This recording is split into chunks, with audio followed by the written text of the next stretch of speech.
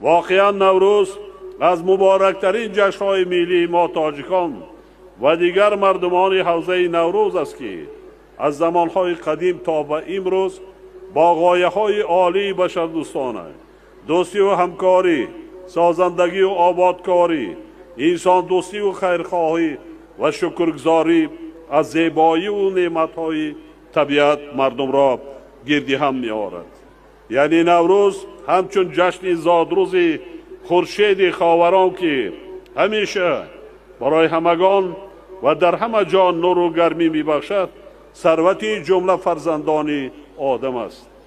خصوصا در شرایط تا رفت مرکب و بحرانی جهانی معاصر، جشن نوروز میتواند همچون آیین صلح و آرامی و همکاری و دوستی برای مردمان عالم خدمت نماید.